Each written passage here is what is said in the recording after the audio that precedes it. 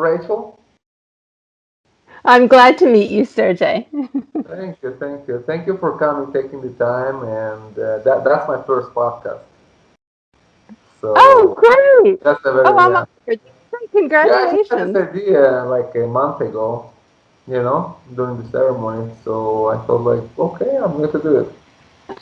So I'm used to It's follow the medicine's advice. exactly. We should do what we're told. Exactly. Well, you have to kind of, think it through, but it's something Yeah, still to consider. yeah, yeah. I got to do something with with all this free time I have at hand right now. So, okay, well, I want to introduce you. I want to share with people how I found you. Yes. So, one of our guests left your book in our place, and we have a little library, for people to read between the ceremonies, and it's a wonderful way to integrate, just relaxing reading. So one of the books that was yours, and one of the guests said, "Did you read this book? It's very good."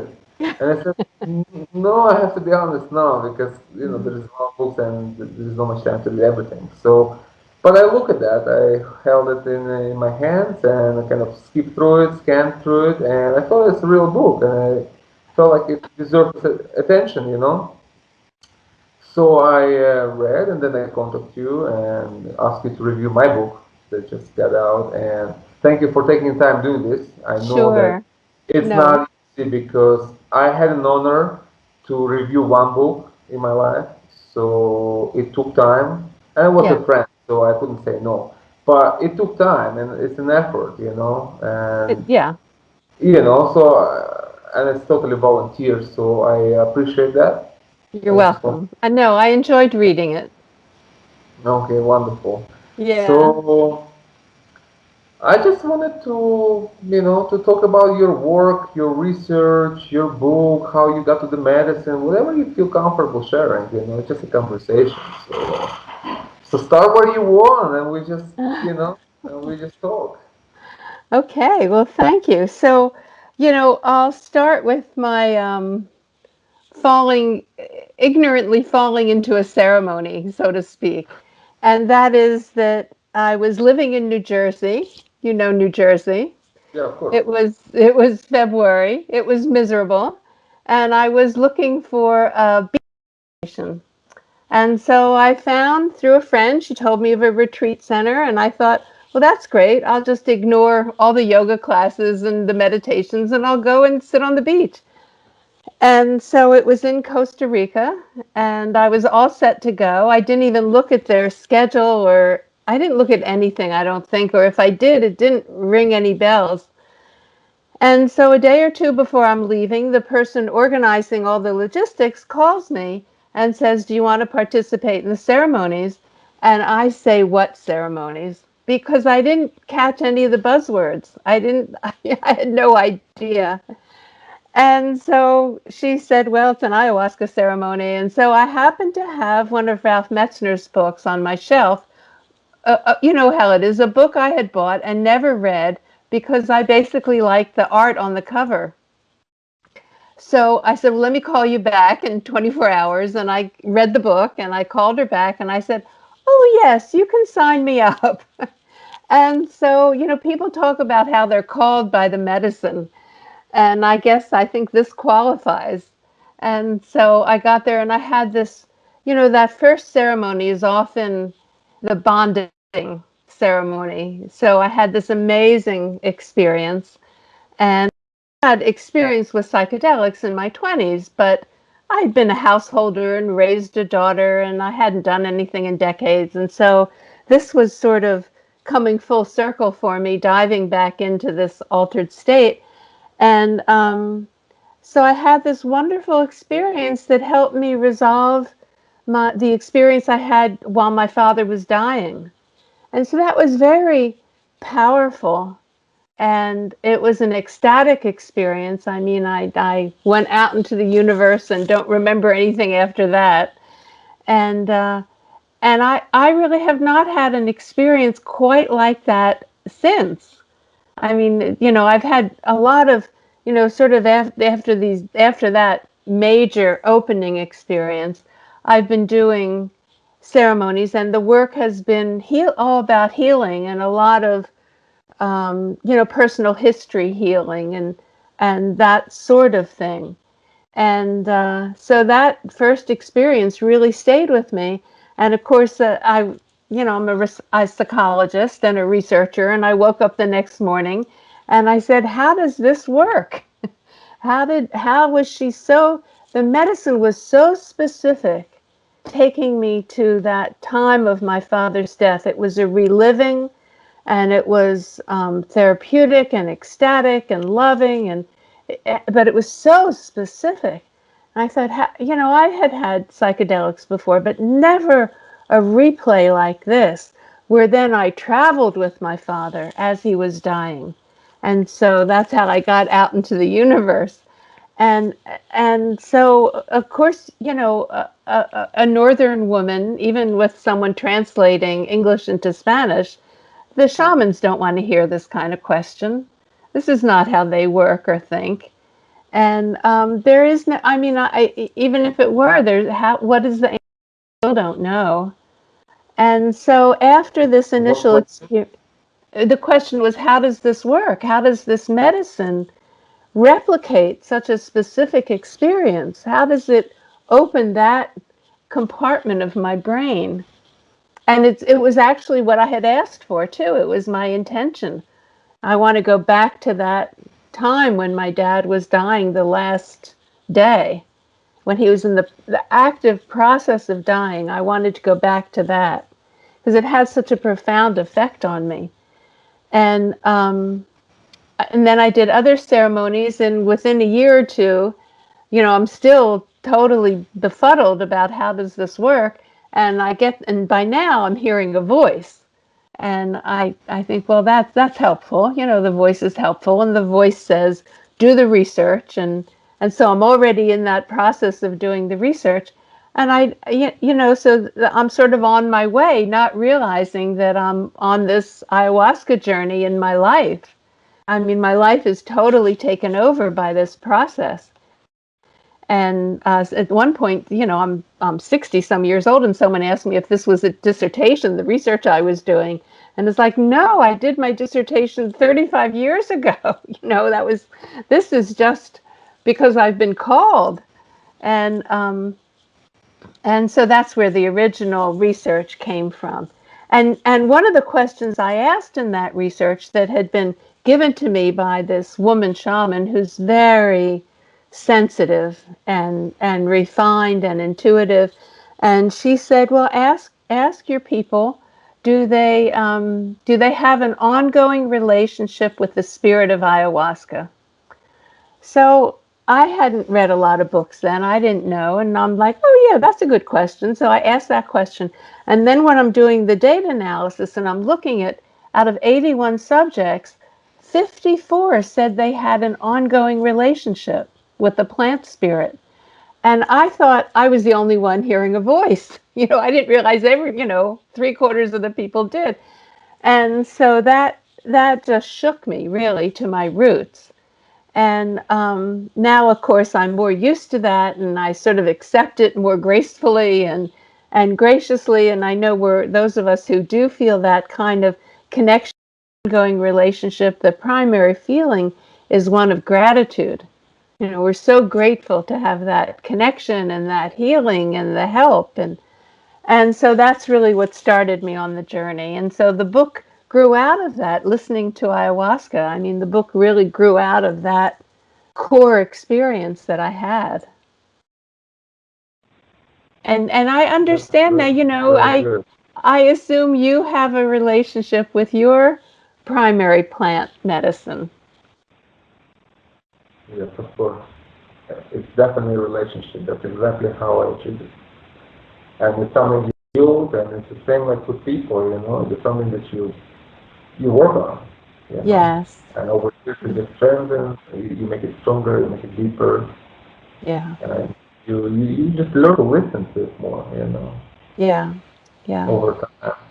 So, do you think your research or your dissertation would be written differently if you had ayahuasca before writing it. Oh, my dissertation from way back? Well, that Yeah, wasn't related to psychedelics at all. but that But I was in think psychology, you know?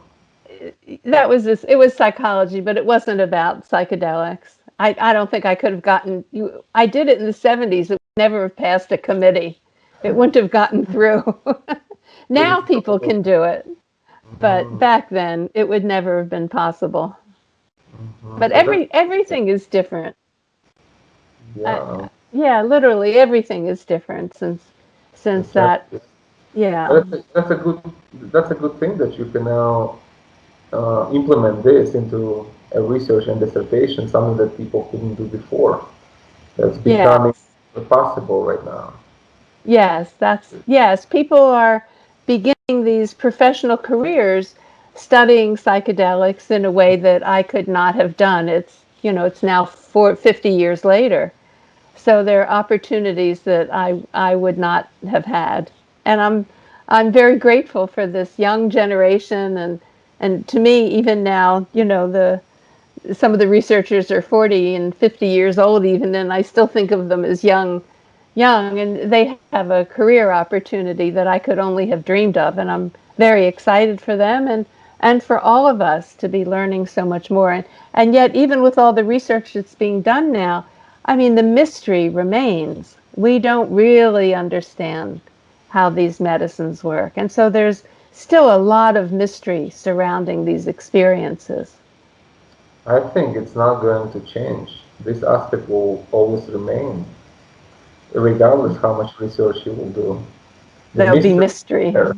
Yes, it's like maybe we will know more about some, chemical aspect of it, biochemical, but spiritual, I think it's a mystery that will not be solved, and that's the beauty of it, because there is no more mystery when you kind of solve it. Yeah, I agree with you actually. The best phrase, let me see if I can think of this. Discontinuous, um, what was it? It was discontinuous transformation. This was, oh, my recall is not good these days. This is the father of William James. Oh, thank God.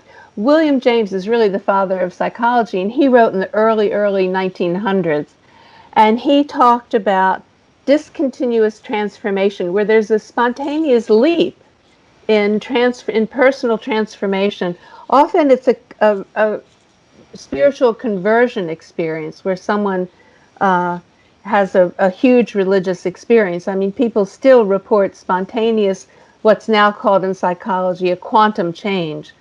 And more people are talking about their independent, without any medicines or drugs or anything, having spontaneous um, mystical experiences. It's sort of becoming more okay, slightly more okay in our culture to talk about it. But that's a perfect phrase, discontinuous transformation, because it's a leap. There's a real leap, and everything is different, and you don't go back. And there were some researchers who found people who had had spontaneous mystical experiences. And then, this is a feat of data collection, 10 years later, they interviewed the same group of people again, and they found that the way their values had changed remained consistent. So they know, before this mystical experience, they were interested in success and consumerism and achievement and all these sort of external values. And after the mystical experience, they were more interested in what they could contribute to the world and things for the good of the planet and ecology and social concerns. And 10 years later, their values remain consistent. So that's the research that's saying, your values change and they remain changed. You don't fall back, in other words. It's so long lasting. It's long lasting. It changes the trajectory of a life. And I know a lot of people who used psychedelics in their 20s because that's when I was exposed to them, and it changes the trajectory of a whole life, and it also changes how we uh, meet the end of our lives. So I have a dear friend who had a good bit of experience. He traveled with the Grateful Dead, so you can imagine he had a good amount of experience in his 20s. And at 70 years old, he had terminal cancer. And he, the story, this is a very intimate community where I live, so we hear intimate things about each other. And he said he was, when the doctor told him this is terminal and maybe you have 12 to 16 months, his first response was, I'm ready. And 70 is young still, as we think at this time. But he said, I'm ready. I've been prepared. And it was all because of the psychedelic experiences when I was in my 20s. And he spent his last years engaged in an art project of building a table by hand. And, he worked with wood all his life. And it was this beautiful carving. And people came and visited him, and he did the whole process very gracefully. And it was because of those early experiences. So these medicines make a huge difference in our lives and the way we face death. Absolutely, absolutely. It's very important. Talking about that, I lost both of my parents to cancer, Oh, and uh, they didn't make it until 60. They was oh, that's very young. yeah, 56, and the cancer was very aggressive and very sudden. That was my first mm, speak introduction to it. Like in the family, and that was Yes. devastating. I saw them fighting for that for life, and that was so dignifying, so humiliating. It was just a devastating for body and spirit. Yes. And I thought that I could help them if there would be physical possibility, because I live in Peru, they live in Israel, so at that time we didn't have, there was no possibility to bring them here. No. Everything was fast, and there are a lot of obstacles. It's not easy just to bring your parents and here's the medicine. No. No. Well, we had our first daughter, just like a year old, so the I'm sorry. financial difficult, That's and that's so hard. I was watching that over Skype, Yeah. literally my mom was dying. And I thought that, if they would have the medicine, the death would go differently, you know. Yeah. That's the problem with that. And that's the research they're doing at NYU with psilocybin. Mm-hmm. And it does change everything about the process of dying. It even reduces pain, the pain that people experience. And of course, it Yeah, changes their attitude. And it allows them to be more open in their saying goodbye to loved ones. So you were right. It's just the logistics were too much. too much. It just was not possible in my case, Yeah. But as much as this is important to help people to pass over, just as much important is to help people live differently. That's my thing.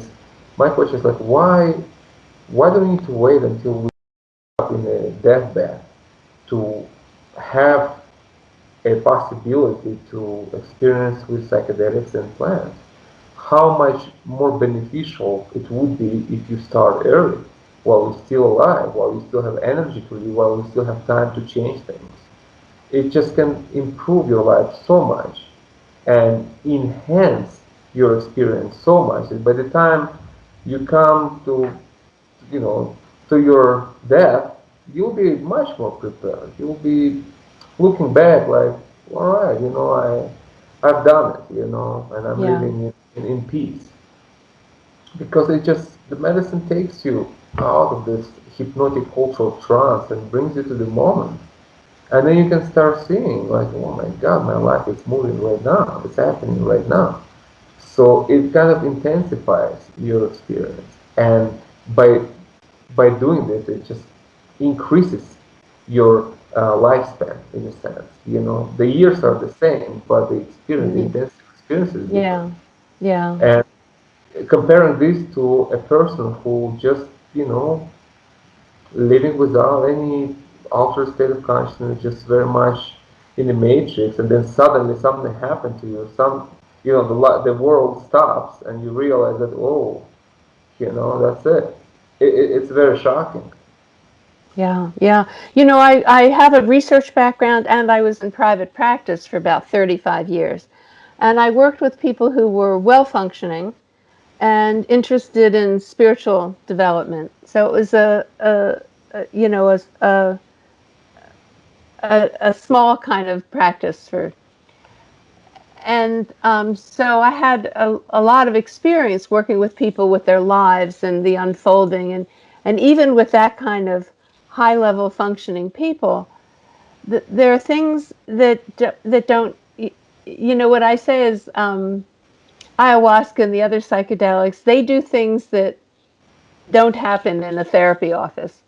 So, I never had anyone have a mystical experience in my therapy office. They might have had one somewhere else and come and talk, but didn't have an office as a result of the therapy. Also, therapists are no good at getting people to stop with any addictive behaviors. We fail. We know that doesn't work. We can't get people to eat better, right? That's why there are all these diet commercial things, because it doesn't happen in a therapy office. So there are things that therapy doesn't do so well, and the plants, the psychedelic medicines actually are much more successful working with those issues, and also with people finding purpose in life and meaning. That's part of the transformation process. And that's certainly existential psychotherapists talk about meaning and purpose in life and priorities and your intentions and how does that match your behavior and that sort of thing.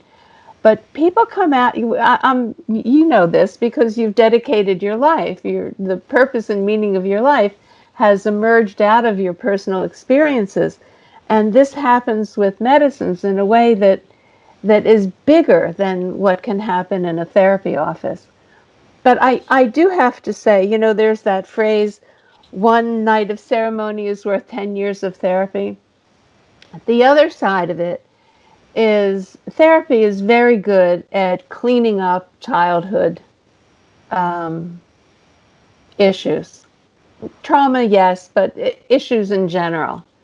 And here's an example. This was a young 40 something, early 40s guy who'd done years and years of ceremonies and really felt, he would say, ayahuasca is my therapist. And then he kind of realized after a number of years that his relationships were not working. They weren't any better than they'd always been. And so he finally said, well, maybe I'll try therapy. And he found a sympathicotherapist who knew what he'd been doing and could work with him. And he said, it's been amazing. The therapy helps me use my experiences, and my experiences help open up the therapy, and my relationships are improving. And so one does not take the place of the other. They do different things and they can work very well together. But I think it's a mistake to say that the ceremonies can do everything. It's important for a therapist to actually have the experience. I hedged on that in the book, and I said something like, they have to have had similar experiences or be open. And then I wrote a chapter for a book on psychedelic therapies, and I just came right out and said, no, they need, if you're in a path with a plant medicine, go to a therapist who's experienced that and is in relationship also with that medicine. And what that feels like is that in individual therapy with a therapist and a client in the room, there are three beings present. And the spirit of ayahuasca is there and helpful. And therapists will report I say things in those sessions spontaneously that I would never have said otherwise. And so there's extra help, and it's hard to find a therapist who has that experience, but it's worth looking for one, and there are going to be more and more of them. Well, you're one, I'm not in practice anymore. I'm retired. I'm not advertising. No, I say no. but you don't have I don't client have clients. No, consultation. no. But That's amazing. I have a dear friend who's in private practice, and he's been working closely with a shaman in Peru, and he says this is his experience. He's sitting in the therapy room with a client who's been very stuck. He's been very difficult to work with, and they're kind of stuck. And he said, and then all of a sudden, a snake flew in the window. And he said, since that appearance, everything has opened up and gone, extraordinarily well. So it changed the presence of this spirit changed the whole course of the therapy process. I'm curious, how were you looked at when you started working with ayahuasca? You already had your PhD in psychology? Oh yeah, I know I'd had it for 30 some years. I was free to do whatever I wanted. I was very close to retirement when I did that study, and by the time it was published, I was retired. So how your colleagues look at you or heard you? I Well, mean, did you have any yeah, conversation?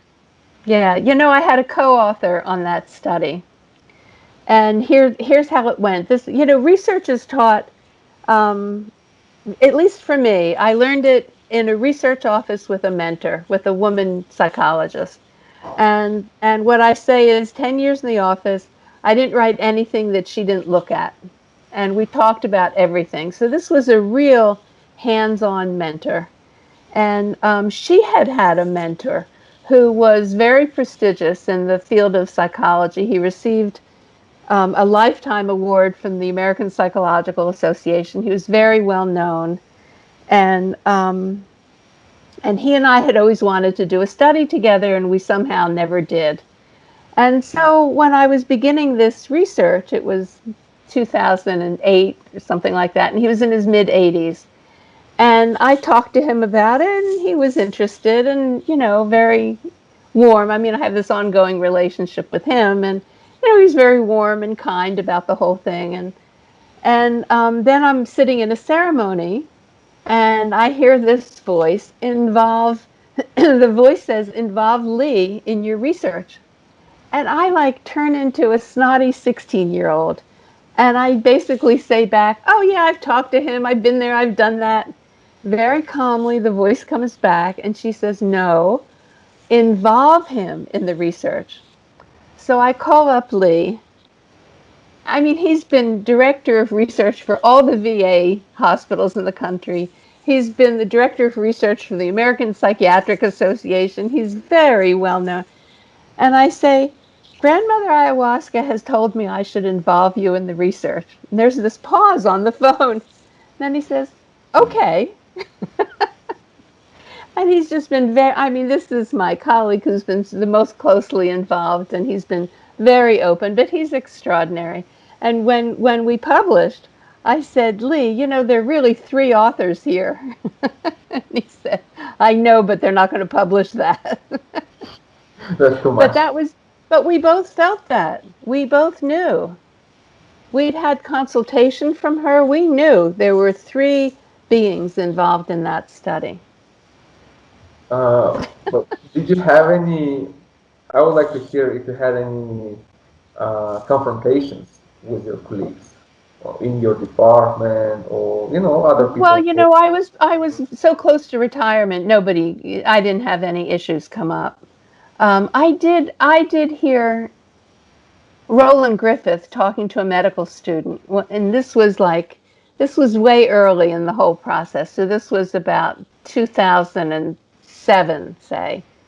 And he was coaching the medical student, and the medical student was talking to him and saying, I want to focus on psychedelics. I want to do research. And Roland Griffith said, "It'll kill your whole career. Don't do it." And that was true back then. And that's how quickly things have changed. And they've changed because the data is so extraordinary. The findings cannot be argued with. The research has been done very carefully. The findings are so strong that these medicines help, they make a difference, and we're finding they make a difference in all kinds of lots of different diagnoses and situations, that it just cannot be ignored. Now there's support. There's academic support and there's financial support for the studies. So people are no longer risking their careers. And that all happened in the last dozen years. That's how quickly it's all changed. You know what's incredible, when I was researching the mescaline and its relationship with the first half of 20th century researcher that was in the previous book. I was amazed that I was amazed that it was very incredible actually. Research that was done in the first half of 20th century Mm-hmm. was very interesting and very promising and very, opening, and then they just closed it all in 1971. I think Nixon signed Nixon, the war the on drugs. yeah, and that just put an end to research. Yes, It was research. that opening seemed to be very threatening in the culture. Yes, because it was not just a bunch of guys, taking acid somewhere and dancing around fire. These were very known psychiatrists, psychologists. These were people Right. with a strong credential that were looking into it. So, Yes. and that's it. And from 71 until now, we have such a gap of what 50, so Yes. Right. 40 years. It's just Right. starting to change now. Right. And that So early data was a lot about treating alcoholics with yes. psychedelics, and it was found to be quite successful. And there was research in England as well, and other places in Europe. I mean, certainly Stan Grof was doing research in Czechoslovakia, but the data, I mean, that they weren't doing the kind of statistical analysis that people Mhm. do now, but still clinically, it was very strong outcomes, and still it was just shut down. It was just seen as too threatening. And the medicine was being used in two different ways. It was LSD and psilocybin were being used, and it was being used for a big psychedelic experience, a high dose experience, and also a low dose. So there was a psychedelic experience and a psycholytic experience. It was a low dose where you could still sort of have your wits about you so that you could actually engage in therapy or be quiet for a while and then speak. So they were using it in these two different ways, one for a big experience and one for an ongoing process of therapy. And I think people are beginning to explore a variety of ways of using psychedelics. I mean, certainly people are microdosing, um, but they're beginning to look at low dose experiences as which don't consistently lead to the mystical experience, but can be very healing and therapeutic and facilitate the process of psychotherapy. So, I mean, the field is wide open. It's a very exciting time. Yes, the psycholytic, I believe in that very much. I think it's very good. I do There too. is, uh, I think you need both. It's both ways. They There do is time something to different. have, yeah, there is time to have a fully blown psychedelic experience, and there is time for therapy and microdosing. It works. It's Yes. it's shown to be very effective. It just brings you into a place when you kind of find yourself between two worlds. You're here and you're there, but you're very functional in this reality, and you can. It just allows you to better analyze yourself. It's a very self-reflective, which Yes. leads to therapy and healing.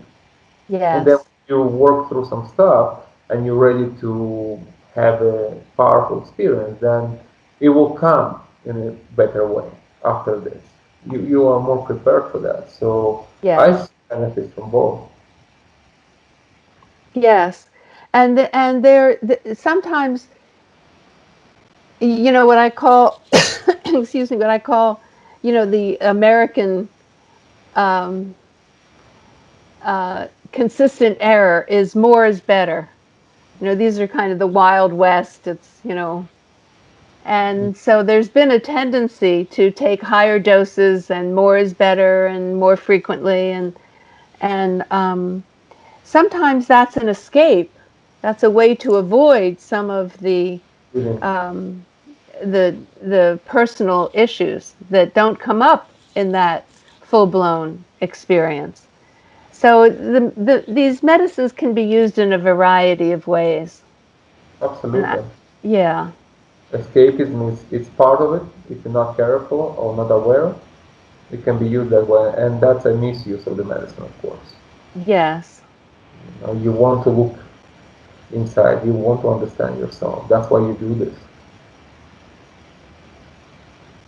Hmm. Yeah, so I think So, the next well, 10 or in that, 20 years these medicines will be integrated into the profession. They will be integrated into psychology and psychiatry, and they will revolutionize everything. Everything will be different. yeah. Well, I think the world is ready for this. Wars can take you so far. It's just the truth of it. And regardless, you can be the best psychologist on the planet, but it's still limiting without actual direct experience. Well, that's That's what I say. Yeah. yeah, Yeah, it's things happen in ceremonies that will never happen in a therapy office. It's the different. same difference. So like, I always was saying that the open mind psychology combined with psychedelics and medicines, it's a very powerful combination. And the focus of my research and most of my writing is what happens after the ceremony. I never interviewed people in terms of what happened during the ceremony. There's plenty of that. But what happens after the ceremony? How do you work with what you've been given? Yeah, the And integration process is very important. well, I don't even like that word has lost meaning because it's this is a little snotty on my part, but I sort of say it's sort of like a spa integration. You rest, you journal, maybe get a massage, you walk in the woods, you're in nature, and that's sort of the spa approach to integration. But it's a prime time for therapy and to really take a look at what you received, what you saw, what you experienced, how it connects in your life, what your new perspective is. And if we don't really work with it, we can lose it. It loses meaning. We forget some stuff. Um, and so I would like to see, the research, for instance, with MDMA that MAPS is doing, they're trying to make it as cost effective as possible. So that means limiting the amount of research and limiting the amount of therapy, rather. And so the therapy is mostly supportive for the experience, but it's not part of an ongoing therapeutic process. And they're still getting incredible results, but it's not optimum. It might be the most cost effective approach, which is what they need, but it may not be optimum. So if somebody has the resources to do, and this is how a lot of people use ceremonies, is maybe they do a couple a year, or at the beginning they do one a month, or they do one a year, but it's an ongoing process in their life that extends over time. When they're in therapy, they're out of therapy, they're back in therapy, that this is an ongoing process of personal evolution. and maturing and learning to manage who ourselves and relate to life in a different way. So, I mean, ideally, and if you think about it, how have you used it? How have I used it? It's an ongoing process. I mean, for the, now I can speak more freely because I am retired. This is what kind of gives me this opportunity. But since that first ceremony, I've had a number of ceremonies every year. And so there's this unfolding and this process. And it's been very, very helpful in my life. And that's after having had lots of therapy before, because as a therapist, I also had my own therapy.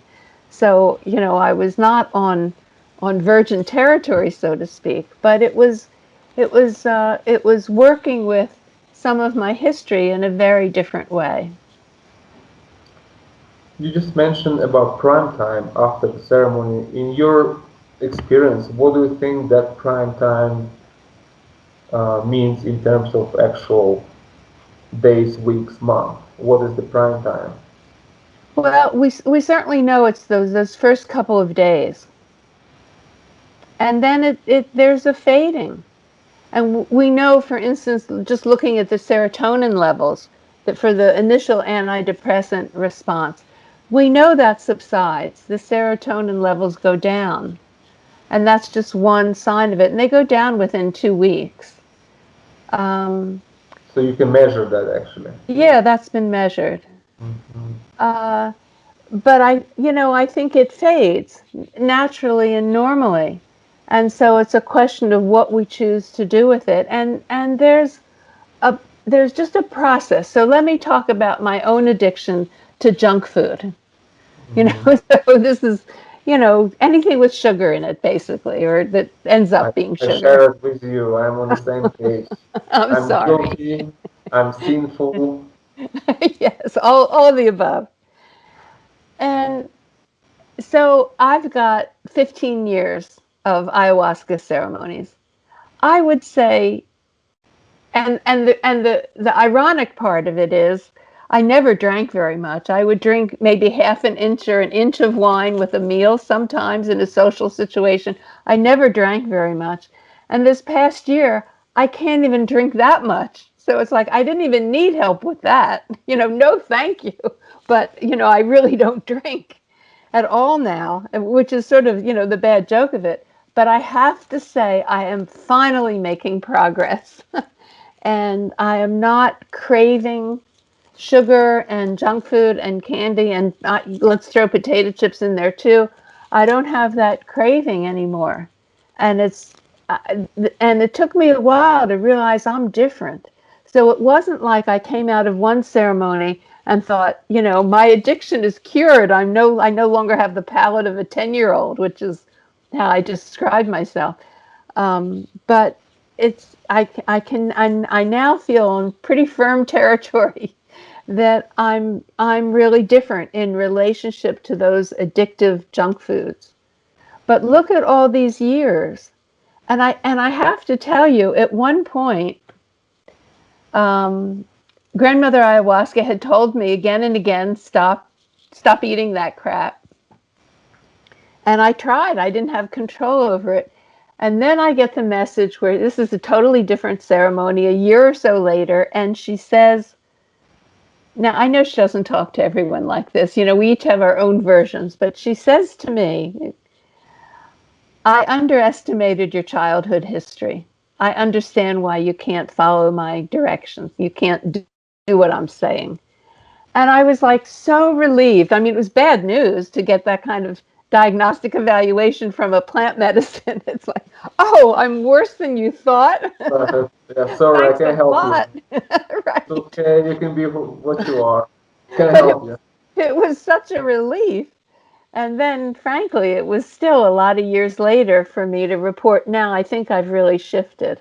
Doesn't mean I never touch junk food, but it's not a compulsion. It's not Yeah. over much. It's different. Control. And I can't, it's not like I've lost a lot of weight either. That didn't happen. But I'm healthier. I know I'm healthier. And so that's my own process. And look at those years. I had the same thing, a sugar addiction is very powerful. Actually, I think it's just as strong as heroin addiction. It's pretty Really. strong. I can tell you something even that. I had easier time to get off heroin when I was 17 than Oh, I really? had time, yeah, than I was dealing with sugar all my life.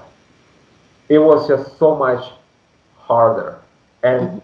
now I'm in my early 40s, and now I recently have control over it. Yeah. Sometimes I allow myself to do this, Right. but it's not, as you say, the craving is not there. It's more controlled now. But that Right. was very strong. It's like a very strong possession of the demons of sugar cane. Right. Yeah, very strong. So Right. Right. Yeah. Well, it took me my whole life basically. But I'm I still needed I working needed on it. help. Yeah. Oh, for sure. So, anything else you would like to share, like something most interesting, working with people during the research and some kind of observations, like in terms of what kind of change you see most in people, or you have seen that after ayahuasca ceremonies? Well, it is as everybody reports that their mood is improved, they're less depressed, less anxious. That's all true. And for some people, one ceremony will do that. So yes, the research shows that the serotonin goes down, but for some people, one ceremony is enough, and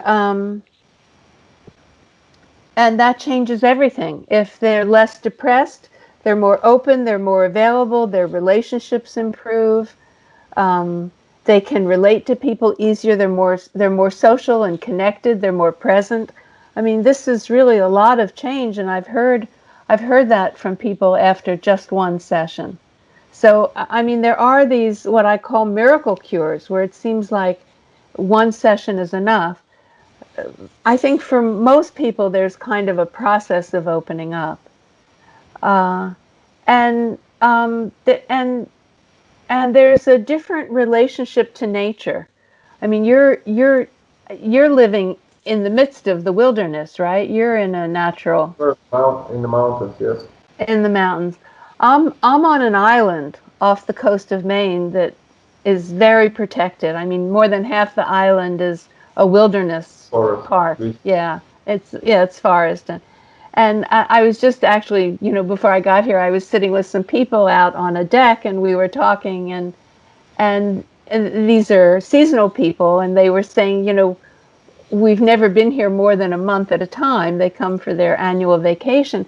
And they said, do you get used to all this beauty? We're sitting there looking over the harbor, and there are a few houses, but not many, and nobody drove. There are very few, there are less than a dozen people out here on this side of the island. It's very, very quiet.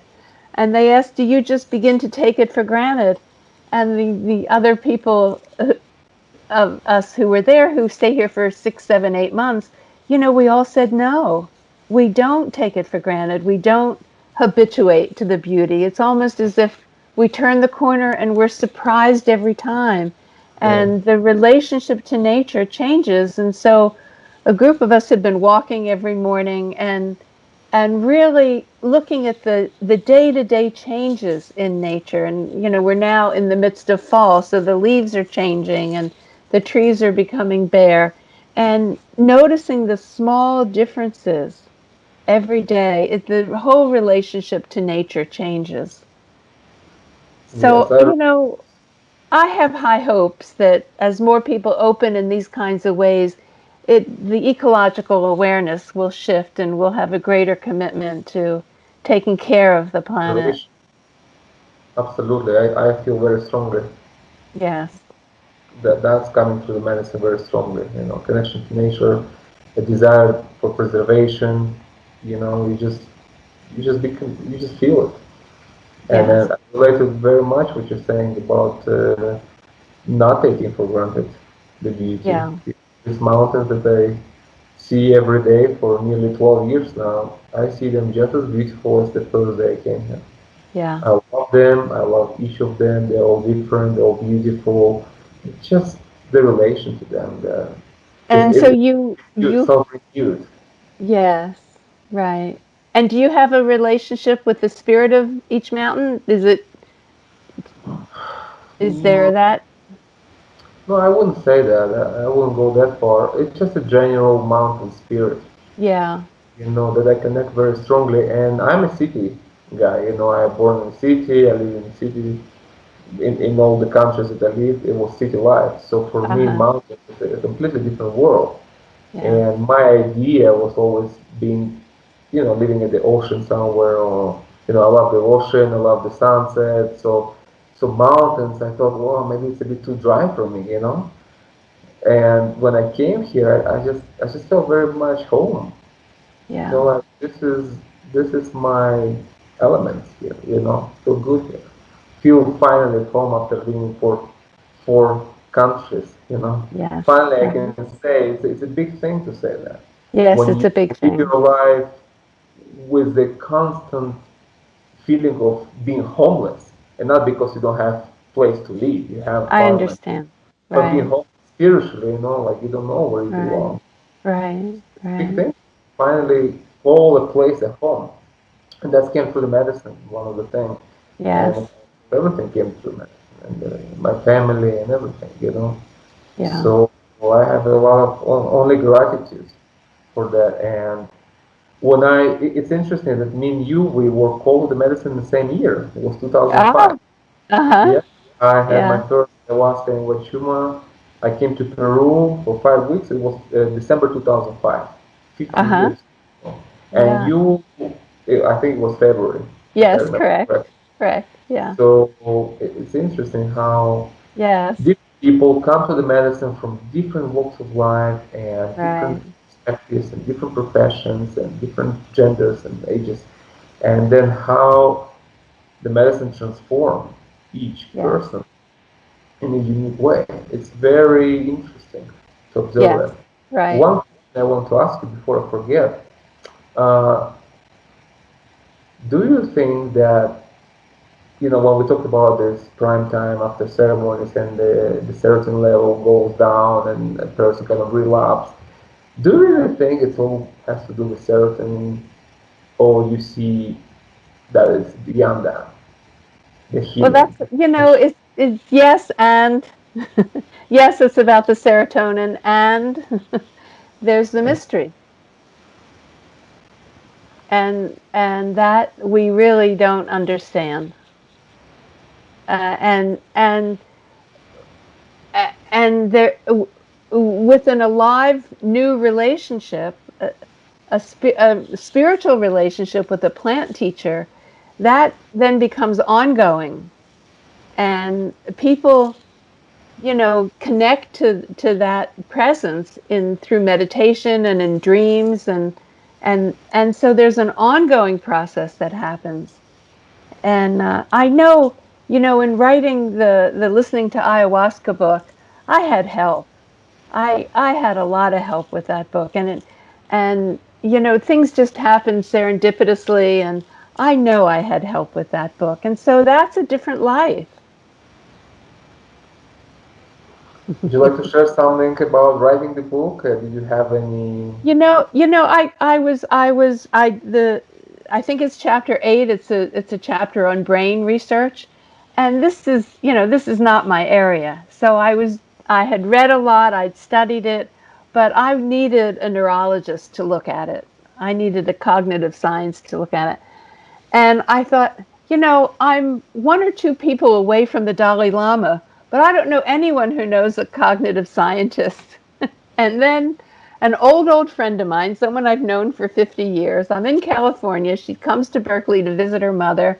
And she says, "Oh, yeah, I know a cognitive scientist who's experienced with ayahuasca. He'll probably look at your chapter." And And he looked at the chapter and he made one correction on a reference.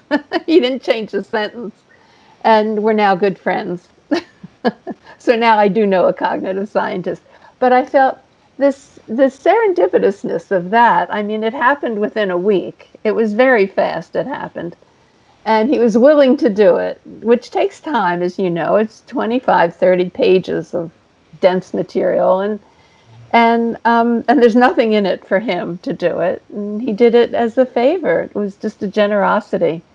And so I had help, and it's a different life to live with that kind of help, spiritual help in the world.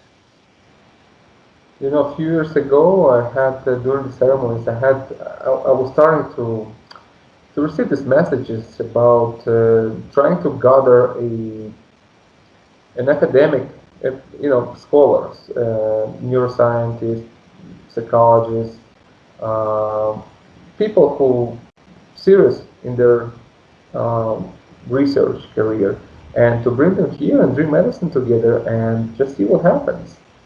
That was the idea, and I still have that. I still hold this vision. Hmm. I think it can be very interesting to actually to let people experience the medicine and write about this and talk about this, and it's the research from inside kind of thing. You have to be the subject to experience. Hmm. Yeah. Hmm. So otherwise, just observer. Right, right. Jeremy Narby brought three scientists to Peru. Do you remember reading about that? Uh, no.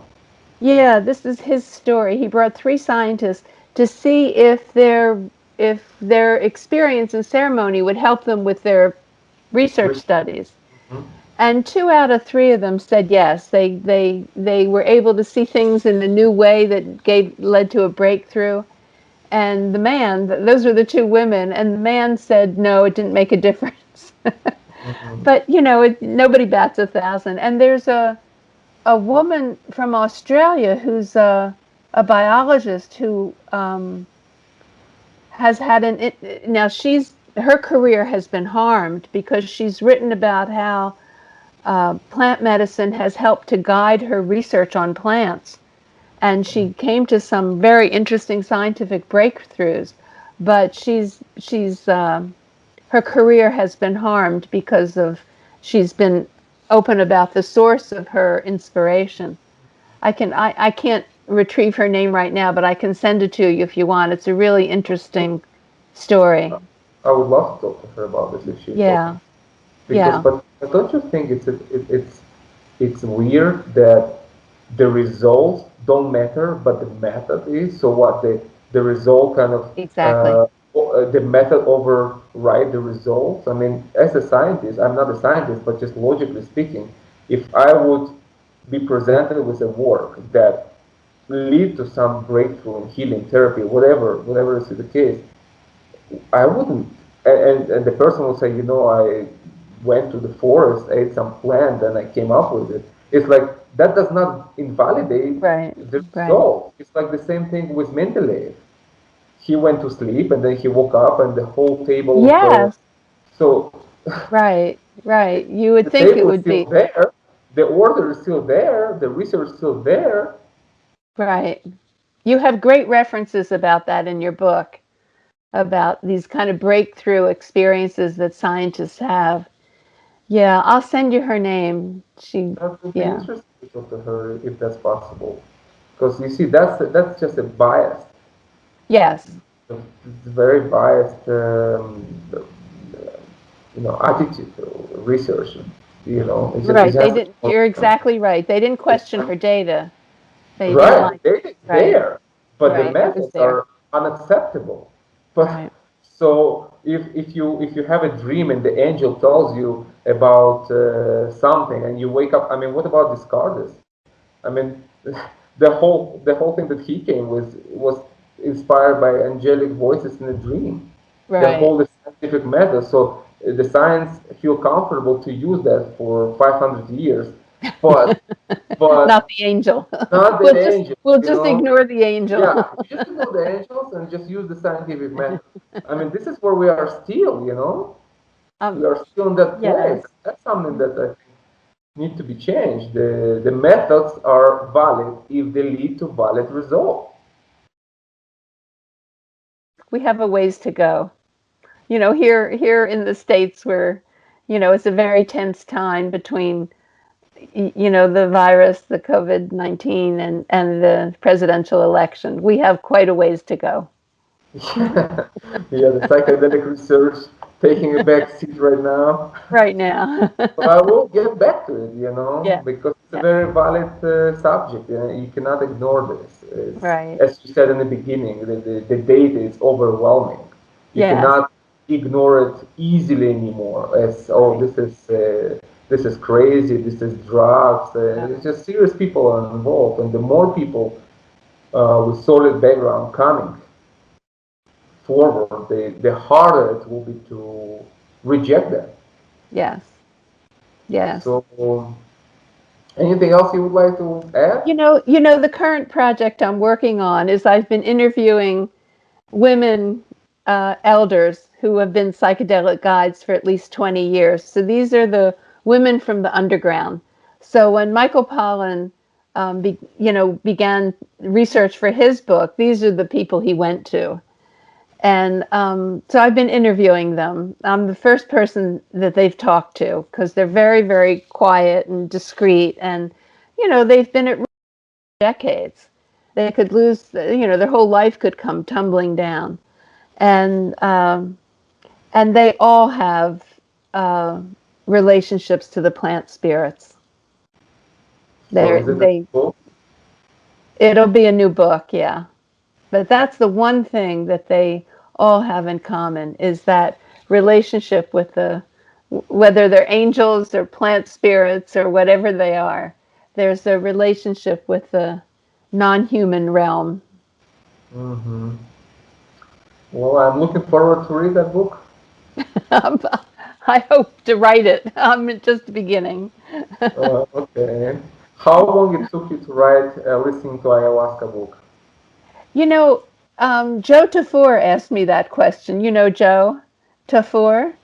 No. It's yeah. Well, I'll send you his email. So he wrote Fellowship of the River.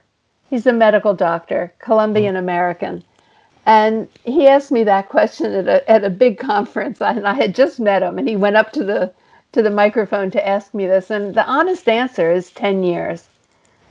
And Wow. he said his book also took 10 years, that because so much of it came out of my own lived experience, and that was a big project for That's me. a serious commitment. Yes, yes, it's a well, out of our own experiences, we make a pretty big commitment, Did right? you Can have? I? It's true for you too, isn't Oh, it? for sure. For Yes, sure. yes. But I just don't know if I would write a book over 10 years. I don't know. That would be very hard to keep. It's a different kind of Different book. things. Yeah.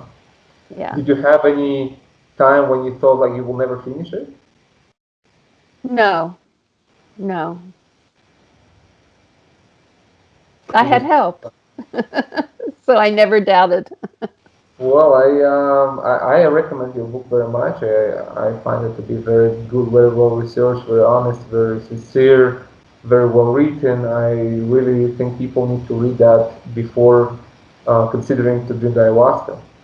Well, thank you. I'm very glad it ended up at your retreat center. I wrote Yeah. it and I hoped it would be of help to people. Well, it's right here. I can show you right here, and I'm glad you have it. you can tell the way it looks. You can Oh, yes, that's great. That makes me very happy. it doesn't look like new from the store. That's great. It was Thank you brand. so much. Well, anything else you would like to say? No, no. I mean, I could give the same warnings, be careful where you go and all that. And I certainly hope people are very, very careful. But there's a lot of that information out. And I just, I appreciate how you've really dedicated your life. And, it's really lovely to meet you in person. Thank you. And Thank that you. comes through in your writing. Thank you. Yeah. Well, it's a labor of love. I just write from my heart. Yes. Yeah. So thank you That's for it. your feedback. So last question: when did you drink ayahuasca last time? Well, I'm taking the extract every morning and evening. So I had 3 or 4 drops of the extract of the ayahuasca vine this morning. So that's the honest answer to that. Now that's not a ceremony, That is psycholytic, but but it's a very small not amount. There's no, it doesn't change my consciousness, but it keeps me connected. hmm. So because of COVID, it's been longer than I like. It's been over a year. Hmm. So you planning to continue to work with ayahuasca? I will, yes, yeah, absolutely. And the shaman I work with has done, ceremonies over the internet with no medicine. Just Mm. he's trained indigenously, and he grew up in an indigenous village, and so even though he's American, Mm-hmm. he lived in an indigenous village until he was 15 and had a godfather who trained him. And so the ceremony that he did over the internet, he just sang. There was no medicine involved. And the songs, the Icaros, are medicine also. Mm-hmm. And so that came through. It was really wonderful. There's the So connection, sure. the connection comes through. Well, very good that you're microdosing. It's very helpful, especially Yeah. during this crazy time. It's good to have access to the medicine in any shape or form. Yes, I'm very grateful for it. You know, Yeah. I'm in the same position. Um, in the, when this all COVID started in March, Yeah. it was difficult for everybody. And for the first month, I didn't take the medicine. I was kind of felt disconnected because everything that was happening. And then I started calling, and I went, drowned myself, and in the first ceremony, things changed. It took me out of it right away. And the first time, I felt I got myself back, my sense of self, my strength, all came back, and I thought like, whoa, that was a dark month for me Oh, personally, yeah. and so I thought, no, I need to drink even though we don't have people. Peru is on the lockdown. I still have to do it myself. So now I was doing medicine here and there and wrote a book. So I stayed connected. And what I started seeing after, I had a few Peruvian people coming to drink, and I saw an incredible relief from stress and fear, even with one Yes. ceremony. It's Right. such a people come with one phase and they leave smile, energized, connected. It's Yeah. like the medicine just takes you out of it, all out of the fear matrix. In one Yeah. day, I can Yeah. see. So it's very important to continue whatever is your choice, microdosing or Right. full-blown experience, but to have the Right. connection very important during this time. It's always good, but now it's a necessity more than just. Yes. Before it was a privilege. Today it's a necessity. That's how I see Right. it. So Right. It I'm does happy help. to have that.